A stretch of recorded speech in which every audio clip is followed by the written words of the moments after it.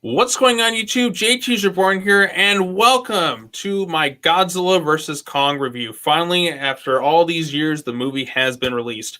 I'm testing something out here. I got a green screen background for the first time in any of my videos, so I'm trying to experiment a little bit with the style. We'll see how it turns out. But yes, finally, Godzilla vs. Kong has been released. It is the fourth entry in the MonsterVerse. It was directed by Adam Wingard, and it stars Alexander Skarsgård, Millie Bobby Brown, Brian Tyree Henry, Isaac Gonzalez, Rebecca Hall, Kaylee Huddle, I think is the actress's name, Shonaguri, Kyle Chandler's in there too, and several other actors are sprinkled in throughout the. Demian Bichir is the guy who plays Walter Simmons, the main villain of the movie. This has been a movie that's been kind of in post-production for a long time. There's a lot of delays of this thing, and it's finally come out, and the movie's doing very well. It's doing very, very well. It's breaking records during the pandemic time. Audiences seem to like it. Critics have generally given it a pass for what it is. They understand this is just a cheesy monster movie. And a lot of people seem to be very positive on the film. I guess before I talk about this film, I should get my thoughts on the other MonsterVerse films. So the first one was Godzilla 2014. I do enjoy that one. It definitely has its faults. A little too dark in certain scenes, killing off Bryan Cranston early, a little bit too restrained at times, but it still is a satisfying movie. Kong Skull Island, I think, is the best paced of the MonsterVerse entry films. Best human cast, best human villain. It's a gorgeous film to look at. It just kind of lacks the wow factor kind of after the initial helicopter scene. After that, just kind of it's still fun. It's still a very entertaining movie, but it doesn't quite pack the punch like in terms of the finale. But it's still a good time. Godzilla King of the Monsters is my personal favorite in the MonsterVerse, even after seeing Godzilla vs. Kong. It's kind of been it's a Godzilla film that I've always wanted to see.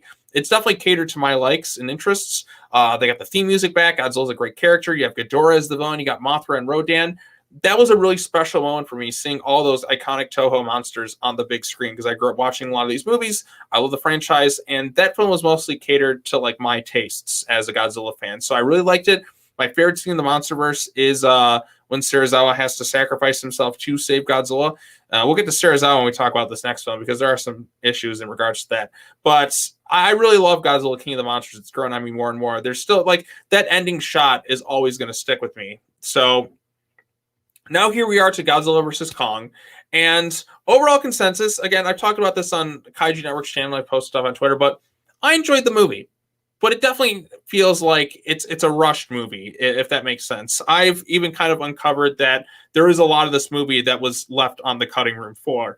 And you can clearly tell that certain characters' backstories are just kind of glossed over. I mean, you have the son of Dr. Serizawa in this movie, and there's nothing with his character at all. It feels like there's so much that is missing from this film.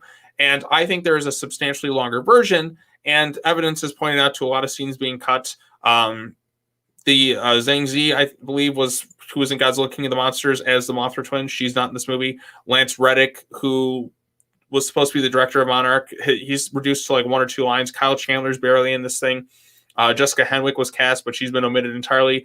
Certain plot synopsis and interviews from the set visits indicate that, you know, what they're describing is that was in the movie is not in it at all. So clearly this film has been drastically changed in the edit bay. Maybe it was through massive reshoots or the studio mandating this thing be under 2 hours, but it definitely feels like there's key essential elements to this film that are missing. It's been done, stripped down to the bare bones minimum, paced very fast, so it gets you right to the monster action. And the monster action is incredible. When Godzilla and Kong fight, it more than delivers on those sequences.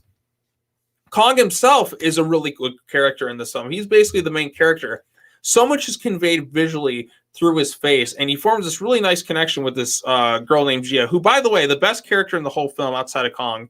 Godzilla is still my personal favorite, but Godzilla's really angry and pissed off this time around. But the best character in terms of the human cast is this actress who plays this character named Gia, who is this deaf girl who can communicate to Kong via sign language. That's a brilliant idea, because then we can know exactly what Kong's thinking. It sets him apart from the other Titans. And Kong goes on his own little journey here. He goes back to his home. He gets a fucking battle axe. There's a temple of the Kongs and all this other crazy stuff. They go into the Hollow Earth, and it's a visually stunning thing to look at. The Hollow Earth stuff is outstanding in this film. I wish we would have gotten into it a little bit more, because the trailers and all that, and even the previous film tease, we're going to go and seek the origins of the Titans. Like, I felt like I said, there's a lot of this movie that's been missing. Even like old plot synopsis described something that wasn't there. Like they talked about strange seismic activity on Skull Island. Skull Island's just been engulfed into an entire storm. So there's clearly been a lot that's been omitted from this movie. And I'm very curious to know what the original version of Godzilla vs. Kong was like. Myself and Kaiju Network are going to be working on a video together, but enough of that for right now. But yeah, so there's stuff that they kind of like tease in the trailers and that they don't really like dive into. Like Godzilla and Kong, their species were said to have an ancient rivalry. Well, describe more about that rivalry. Like you don't really feel the ancient rivalry like you did with Godzilla and Ghidorah and Godzilla King of the Monsters. In Godzilla King of the Monsters, the moment Godzilla sees Ghidorah, you can just tell, you can see the facial expressions that this is somebody that he despises, somebody he's like, almost fearful that he's come back to life. He hates King Ghidorah. With King Kong, it's just like, get in line, bow. But Kong is too damn stubborn, and Kong is somebody who's kind of a rebel. He's just like, I ain't getting in line for shit. You can kiss my ass. So I love that about Kong. And again, with this film, it's more of just a Kong movie with Godzilla making a special appearance in it. I don't know if I should get into spoilers just yet, but it's kind of separated into two plot lines. There's Team Kong, there's Team Godzilla. Team Godzilla kind of gets the short end of the stick, unfortunately. There's characters in there who don't really do much. Again, we follow Millie Bobby Brown, Brian Tyree Henry, and Julian Dennison's characters as they try and uncover this little conspiracy theory thing. And again, I do feel like a lot of this film was omitted. It definitely feels that way because Monarch is pretty much a no factor into this movie at all. Sure, there's part of like Team Kong, but you don't really have them as part of like Team Godzilla unless you count Madison Russell's character, who even then towards the end of the film, like they uncover this thing, the conspiracy about what's really going on, and they don't really contribute to like the climax much of anything. It's kind of like, it feels like we're missing stuff. That's what I'm saying. It definitely feels that way this movie. Because yeah, this is a really rushed movie. And it just kind of, I know a lot of people like that because they don't want to spend time with the humans. Like, let's just get to the monster stuff. But I would have liked a little bit more setup, a little more build up to their initial confrontations. Because if you go back to like Godzilla King of the Monsters, for instance, when Godzilla and Ghidorah first collide, you have that excellent Bear McCreary score, which we'll talk about the score in this film in a second. But like it was like you see the build up, Godzilla's coming in, you hear that like old Rivals playing, you hear the classic thing, dun, dun, dun, dun, dun, dun, like you get up, and then you have the stare down, which sets you up for an epic shot, like these beautiful wide shots of the Titans like facing off against each other. I think we needed some of that in this film. Again, the action delivers, but I felt like maybe we could have taken a little bit more time, a little bit more build up to the sequences themselves. I think would have made it a little bit more effective for me personally. The action sequences are great. When Godzilla and Kong fight, there is a clear winner, and it is a pretty cool way about doing so. It's basically kind of what I wanted going into the movie with how the fights and all that, and between the relationship between Godzilla and Kong was supposed to go. Yeah, like I said, this is a Kong movie with Godzilla in it because Godzilla is only there for like action sequences. I feel like because Godzilla has gone rogue this time around, and there is an explanation for it, but I feel like we really should have taken the time to really kind of see things from Godzilla's perspective. We see a lot from Kong's perspective, but Godzilla is just kind of there just attacking things. It kind of goes against where he was in the previous films where he's more benevolent. But again, there is a reason for it, but he's gotten really excessive this time around, way more so than the previous thing. And it feels kind of like they sacrificed Godzilla's character a little bit just to make Kong, more relatable. So it's kind of like, we got to root for Kong, guys. That's kind of the vibe I get. And again, nobody else seems to back Godzilla other than Madison Russell, which is good. I'm glad that carried over from the previous film. And I wish we kind of would have gotten more of that. Maybe Monarch, there's kind of maybe we could see a split in Monarch over what's going on with Godzilla. But I'm sure that was left on the cutting room floor. And speaking of things left on the cutting room floor, the character of Ren Serizawa. You have the son of Dr. Serizawa, and outside of a throwaway line or two that says he's the, Ren Serizawa, there's nothing with this character. I mean, he pilots. Should I get into spoilers? Okay, I guess I'm going to get into spoilers now if you don't want to be spoiled for anything else. Overall, I did enjoy the film. It is a lot of fun. The action sequences are amazing. And if you're coming here just for that, I think you're going to come away satisfied. But if you're looking for a little bit more, it leaves some bits to be desired. And again, I think that could all be stuff that was cut from the film because clearly this movie is kind of hacked a lot by the studio, at least in my humble opinion. I know the directors come out and said, oh, this is my director's cut version. I don't know. It just feels like there's a lot missing from the scripts that was in there. Because like, there's no way it feels like I'm missing something, and you can tell. So full spoilers this point ahead. We're 10 minutes into this video now. So let's get started. So you have the son of Dr. Serizawa in here. And again, Dr. Serizawa had, in my opinion, the best scene in the entire Monsterverse. He's been Team Godzilla from the get-go. Like Godzilla, he has faith in Godzilla. He believed in what Godzilla stood for as a balancing force for nature.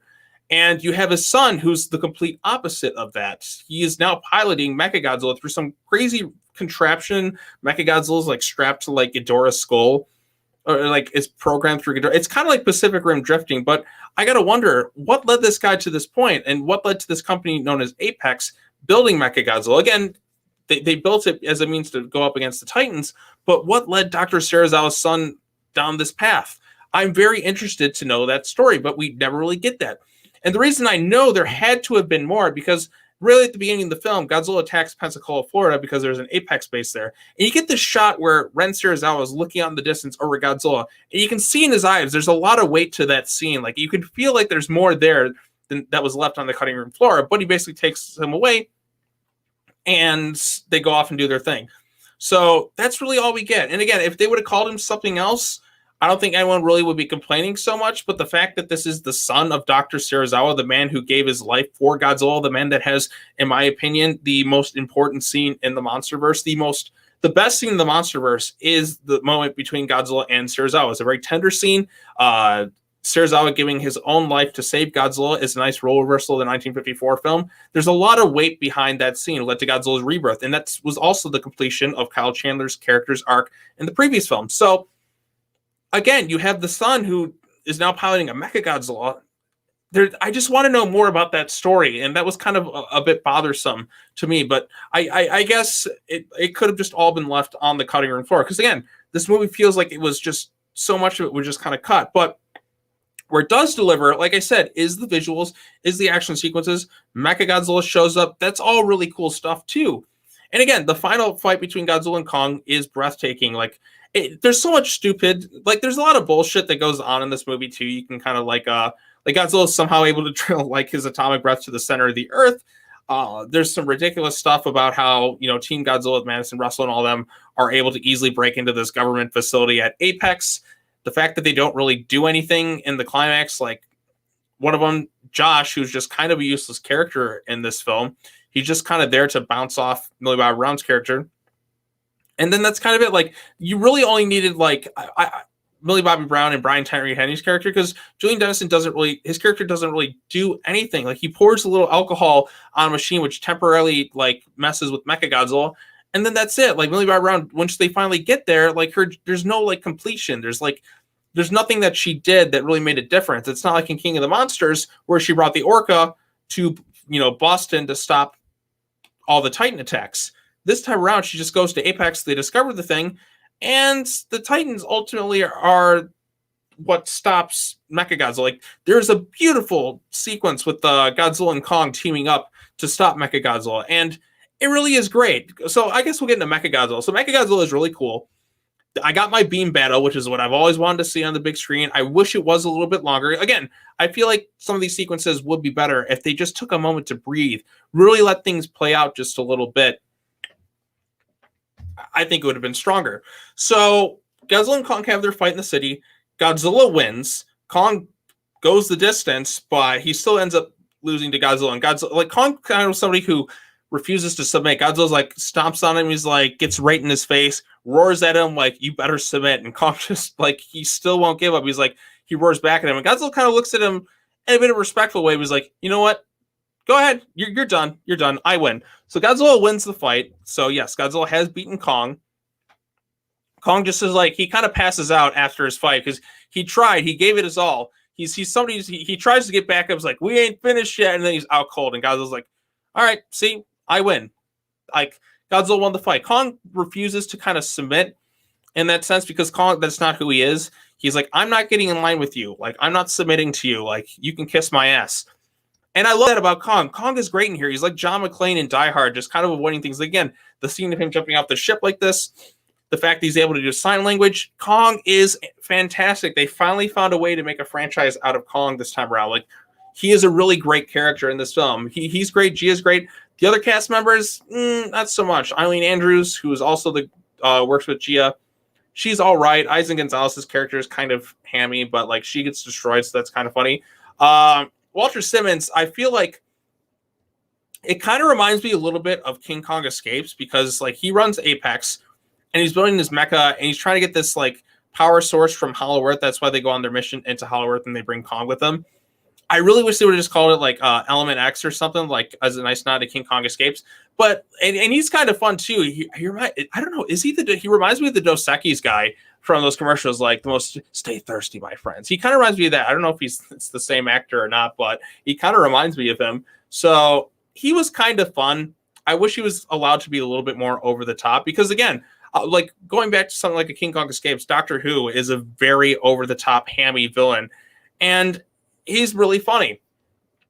But yeah, so I would have liked a little bit more of that. I wish he would have been allowed to go a little bit more over the top. Wish we would have gotten a little bit more with Ren Serizawa's character.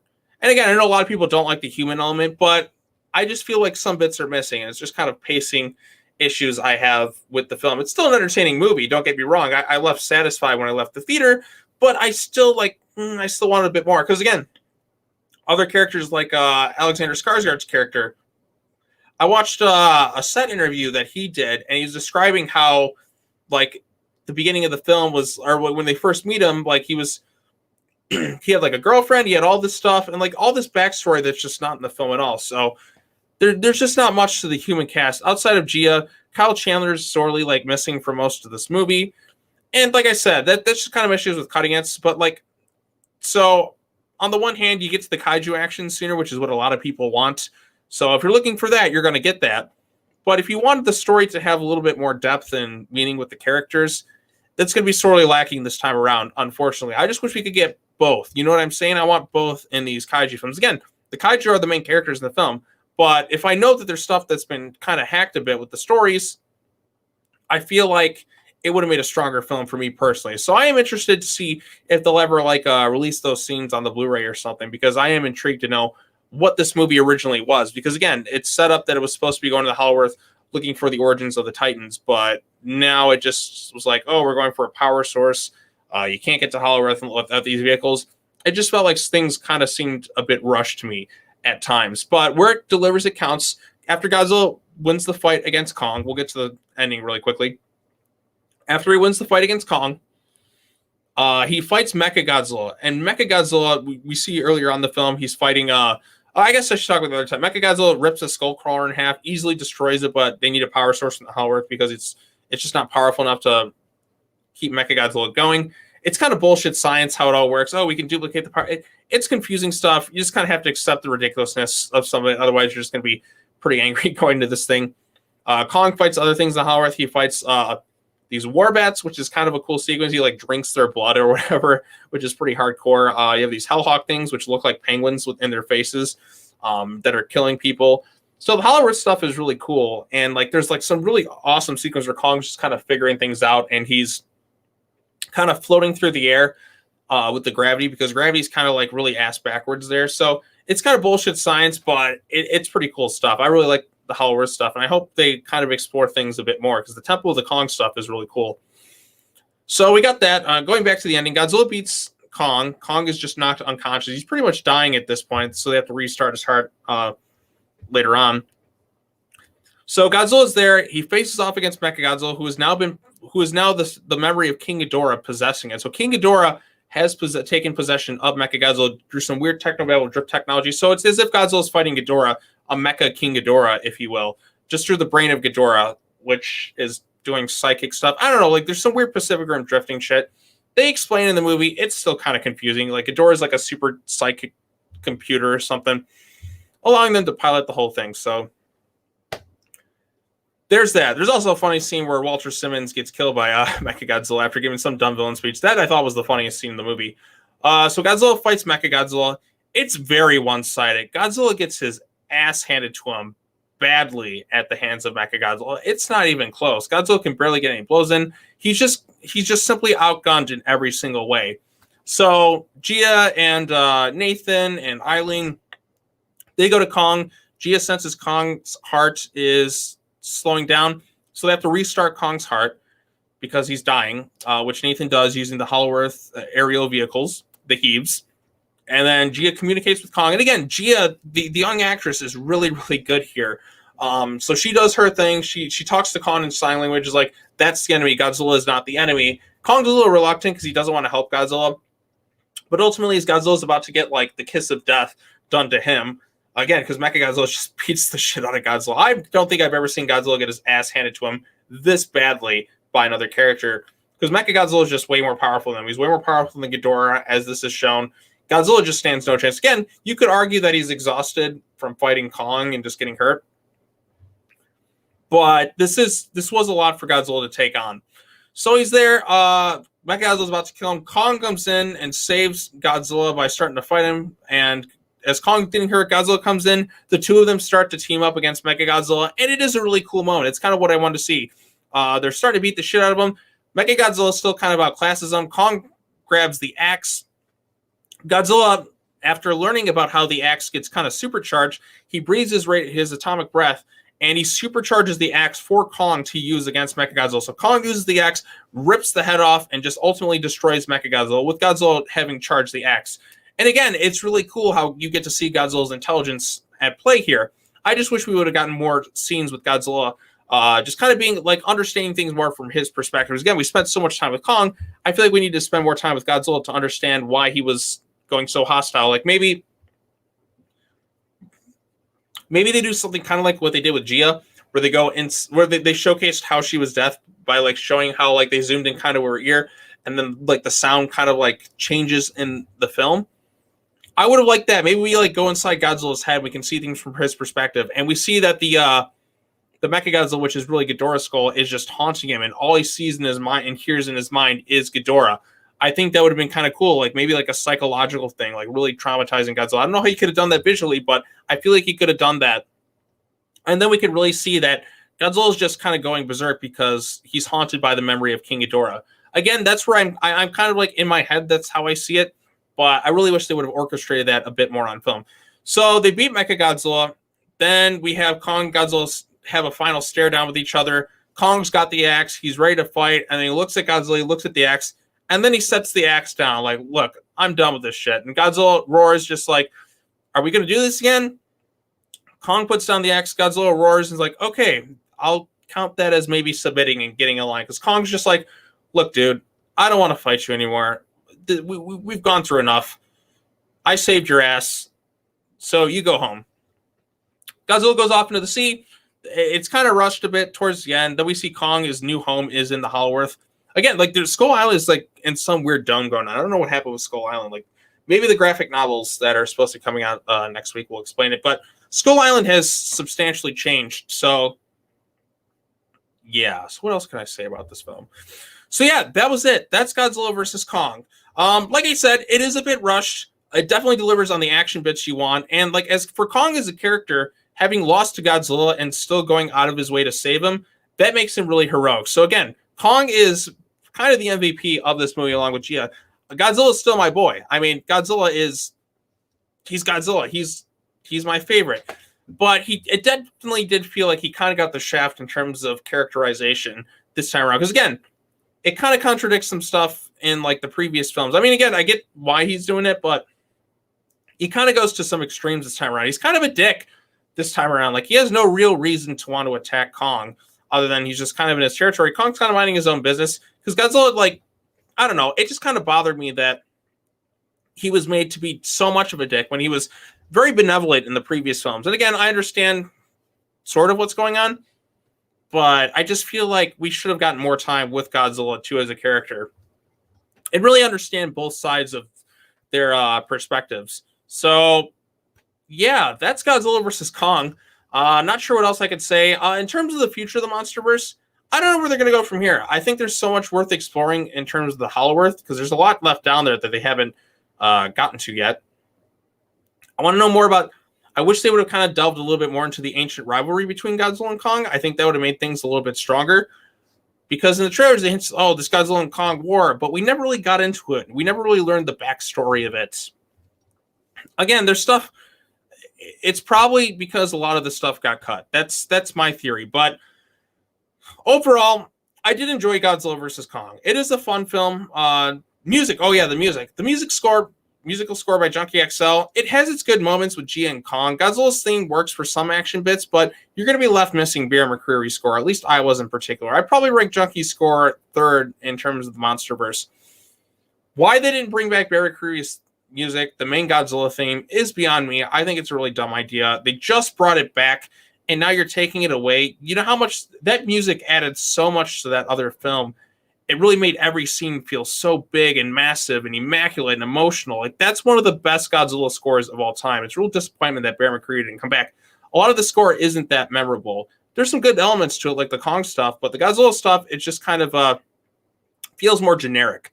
So that's another kind of minor complaint I had. It's not a terrible score, but it could have been a lot better. And it works for some bits too, like in the Hollow Earth and Kong, but should have brought back Bear McCreary. There's so many good elements to the previous film I wish they incorporating here. So where does the MonsterVerse go from here? Now that Godzilla and Kong have kind of just settled their differences, I guess, not really buddy, but like Godzilla's like it kind of ends in a way where like if this is the end of the MonsterVerse, it is the end of the MonsterVerse. But I can't see it being the end because we do have the Skull Island anime. We have so much other stuff. Oh, let me fix my green screen. There's so much other stuff that's worth exploring in this franchise. Again, next logical step, I feel like, is organically created Titans. We've gotten the mechas, we've gotten aliens with Ghidorah, we've gotten Titans within the Hollow Earth.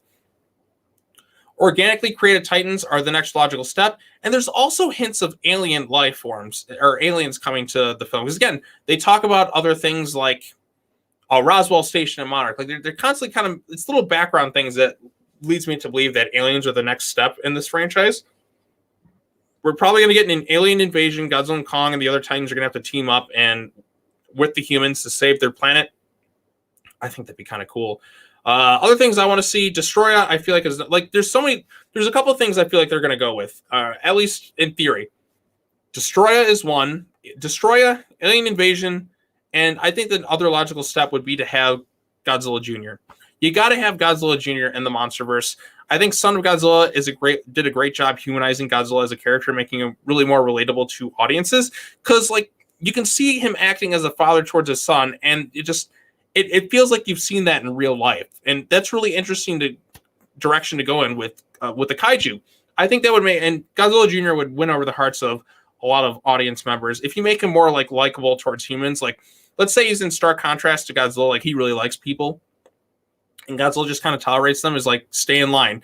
So, like, if people are staying in line, Godzilla will not attack. He'll be very benevolent. He won't mind people flying, even, like, swimming alongside him. Because, again, he's a benevolent king. Oh, another favorite part. Godzilla's smile is one of the funniest, is the funniest moment in the movie, I should say. He's just, he hits Kong, and then he just goes, ha-ha. And you can see him smiling, this really derpy face, but I thought it was kind of funny. It's like when Godzilla smiles, it's when he's inflicting pain on someone. We saw in the previous film, like when Ghidorah tries to kill him, and he's going full burning Godzilla, and he's smiling at him, and then boom, like this one he smiles too. So he could be a bit of a dick, and it is fun to see Godzilla go on a rampage, but I hope the next film they kind of make him a little bit more heroic. Again, that's just me based on what the MonsterVerse has set up for his character, and because Serizawa's sacrifice to save him had to have meaning. Because like the previous film was all about humanity coexisting with Godzilla, and that's kind of just thrown away a little bit to make this fight happen. And again, it's exciting fights, and we do want to see Godzilla and Kong fight. It's just that I'll have little nitpicks here and there when it comes to that stuff. So whatever they do next, where were the other Titans too? Like, I mean, the beginning of the film, they also mentioned stuff like Rodan defeated, but like all the other Titans that bow to Godzilla are seemingly defeated. Did Godzilla spend his the supposedly 5 years taking down other Titans? I don't know what's going on, but that is kind of an interesting thing. So yeah, that was Godzilla versus Kong. Oh my god, it still is entertaining. I want to learn more about the MonsterVerse lore. I don't want the series to end. Does this live up to the hype for me personally? It doesn't quite reach what I was hoping it would be, but it still is a good time. Like I said, you're going to get Godzilla and Kong fighting. It did improve upon multiple viewings. I watched the movie 4 times, once in theaters and IMAX, which was great to see, and then a few more times on HBO Max. I let the film settle. I don't think it's the best in the MonsterVerse. I still like Godzilla King of the Monsters, and I think Skull Island is a stronger film than this one. This one still has the best action sequences, fights between the monsters, that's for sure. But like overall, as an overall package, I like the other two films just above that. In terms of this in 2014, they're kind of neck and neck with each other. So yeah, that's Godzilla versus Kong. But who knows? Maybe they release a longer version of the movie that kind of adds more and, you know, is allowed to like breathe a little bit. Maybe this will become my favorite. So we'll just have to wait and see what happens with that. But anyways, what did you all think of Godzilla versus Kong? Did you like it? Did you dislike it? Were you very satisfied with it? Did it give you exactly what you wanted? What do you think should be done next with the MonsterVerse? Again, I came away satisfied, but also kind of like some things were a bit underwhelming. Again, the plot of this is just utterly ridiculous. You just kind of have to accept it to get into this thing. But the kaiju action is awesome where it counts. Kong is a great character. Godzilla, I wish he would have gotten more in this film. He feels a little bit underutilized, in my humble opinion. But hopefully the next person who takes over if this truly is the end of Godzilla and the MonsterVerse, I don't know. It just doesn't feel right to end it on this one. I feel like there's still so much more worth exploring, especially with Godzilla, because I don't want this to be Godzilla's last showing in the MonsterVerse. Same with Kong. I feel like there's still so much left to explore in this universe. At least one more movie to end it all. Because again, this is like the ending of like this kind of like phase in the MonsterVerse. It was all leading to Godzilla versus Kong. But now that they fought and seemingly teamed up and became allies, there's still so much more worth exploring like in this universe. This franchise is ripe for potential. Again, we got the Skull Island anime coming up, and we got graphic novels and all that. And with the movie being a success at the box office, that tells me that they're not quite done with this franchise just yet. At least I hope. So I'm looking forward to that. But anyways, to finally end this video, 30-something minutes later, I'll try and do a written review at some point as well. What did you think of Godzilla versus Kong? Did you like the film? Did you dislike the film? Are you very satisfied with it? Are you really excited for the future of the MonsterVerse, if there is any? Fingers crossed. Please don't end this just yet. Let me know in the comment section down below. Like this video, share it with your friends, subscribe to the YouTube channel for more content. And as always, take care now. Bye-bye then, and I will see you all in the next video. Peace.